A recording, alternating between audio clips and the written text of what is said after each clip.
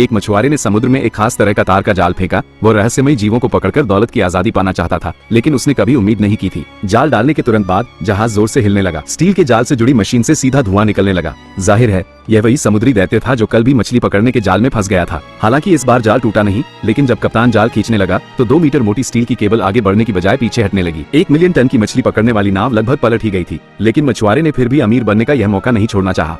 उसने जॉयस्टिक को कसकर पकड़े रखा। उसने निक को मशीन पर पानी डालकर उसे ठंडा करने का निर्देश दिया। वो इस रहस्यमयी भीमकाय जीव को पकड़ने के लिए दृढ़ था। दुर्भाग्य से उसने अब भी उस भीमकाय जीव की ताकत को कम आंका था। कप्तान की तरफ का हुक जल्द ही भार सहन नहीं कर पाया और ढह गया।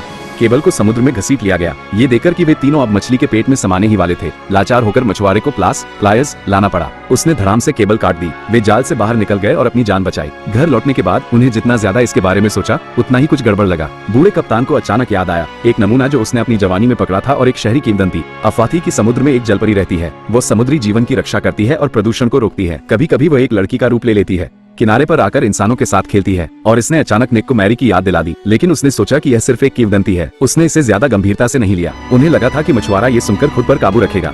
किसे पता था कि इससे उसका अधिकार पाने का जुनून और भी भड़क उठेगा। उसने एक मछली पकड़ने का उपकरण, फिशिंग आर्टिफैक्ट बनाने के लिए कारीगरों पर बहुत पैसा खर्च किया। उसे इस रहस्यमयी जीव को जरूर पकड़ना है।